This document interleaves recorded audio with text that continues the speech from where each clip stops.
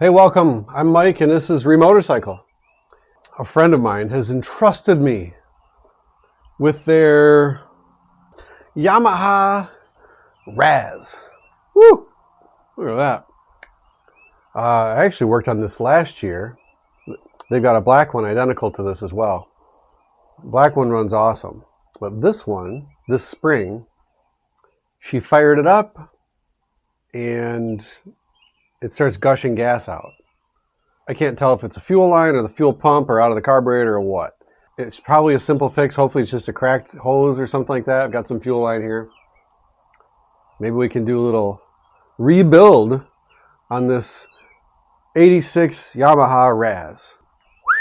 Let's go.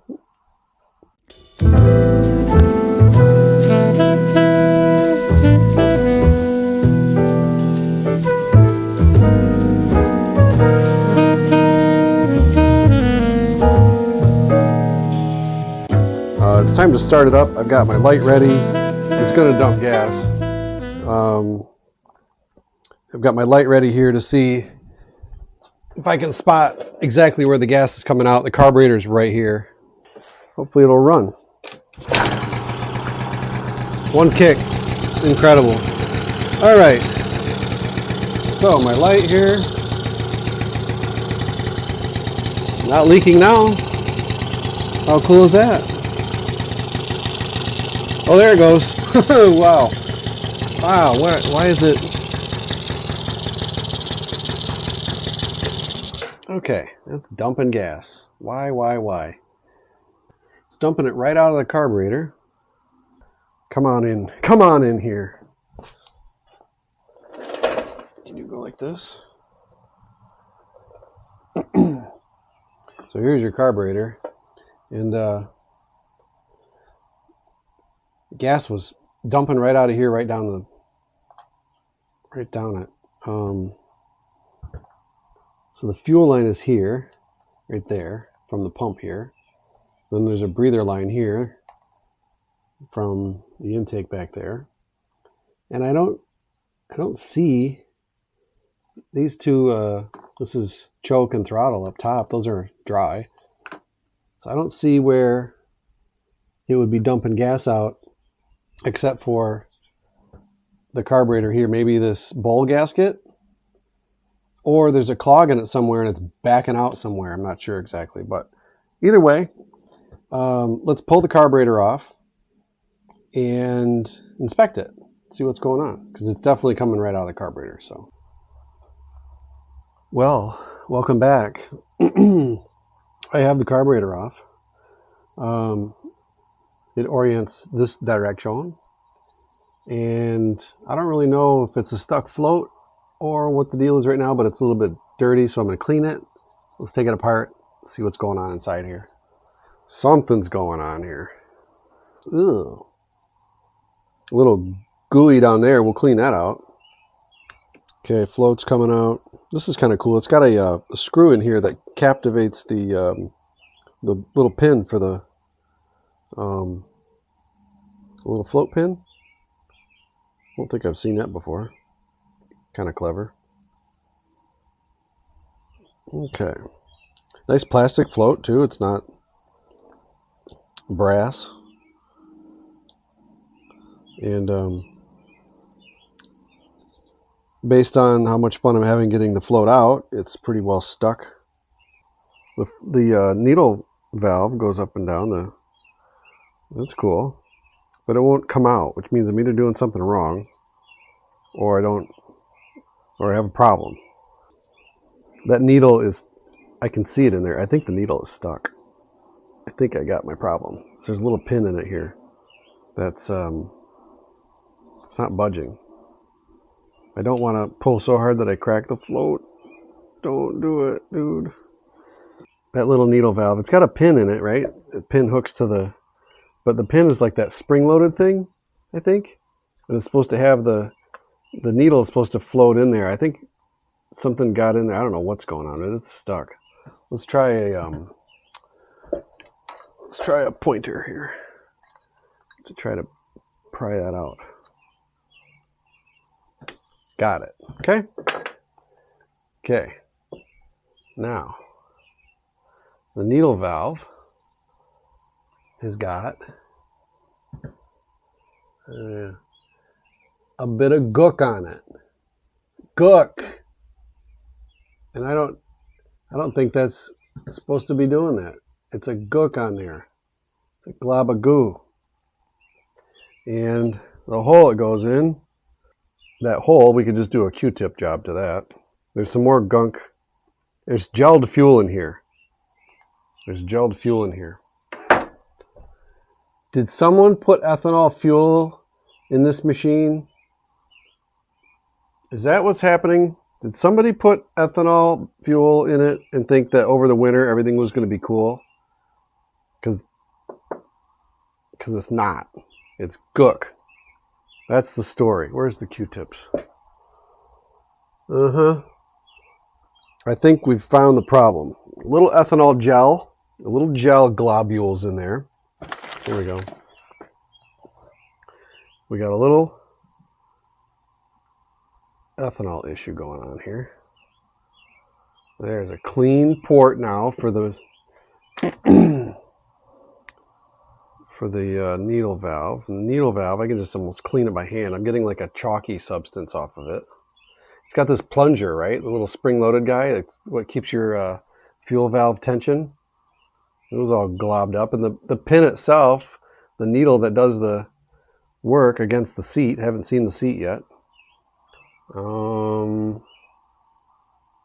Seat looks nice and clean in there. So I think we're okay with a clean, refreshed needle valve here.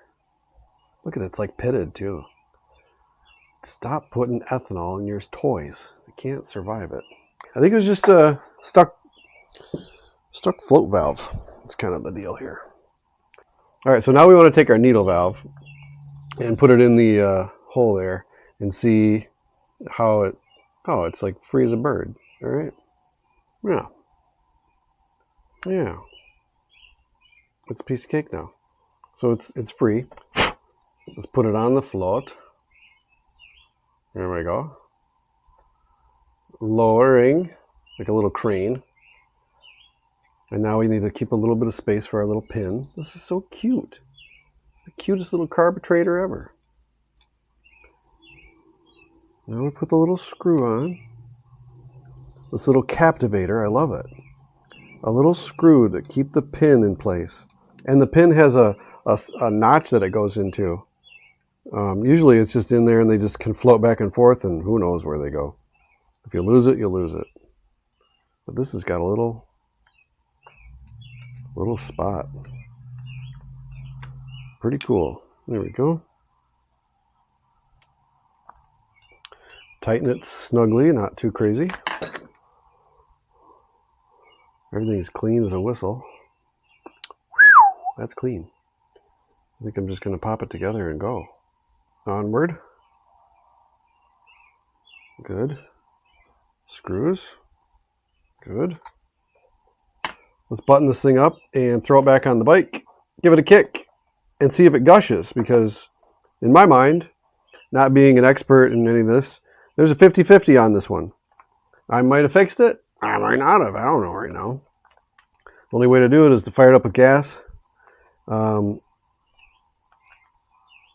This does have a intake pulsed vacuum-based fuel pump.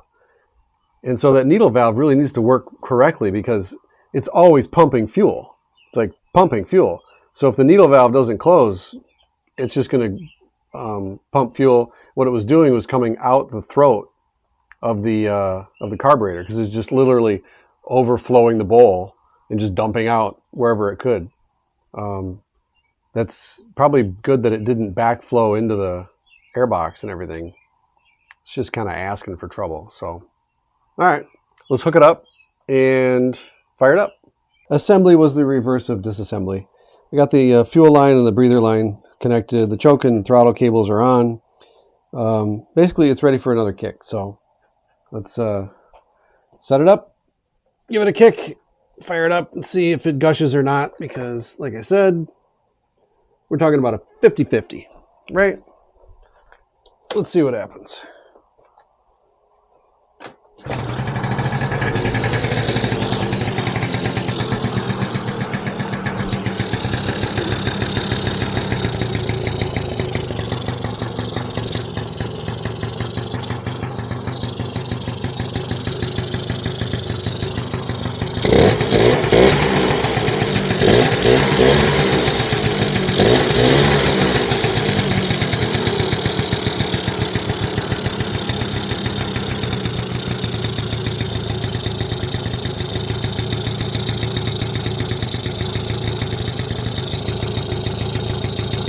No leaks! Oops, sorry, you're right here.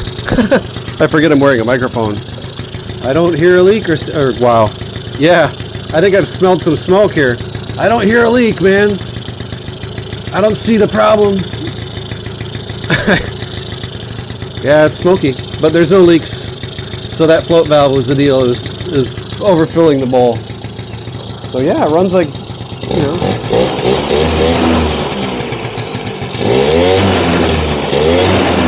Heck yeah. This thing's awesome. All right. So there you go. Okay. No more leaks. And no more ethanol, please.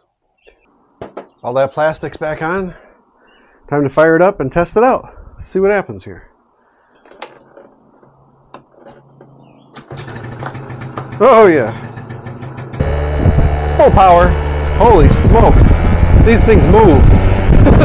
20 miles an hour. 25. 25. 26. 26. 26 miles per hour!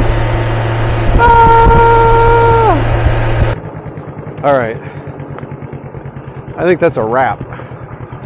I hope you enjoyed this adventure of fixing up the Yamaha Razz, getting her back up to speed, finding that little fuel leak, and, you know, little 2023 tune-up. So, all right. Like, comment, subscribe. We'll see you on the next one. Bye.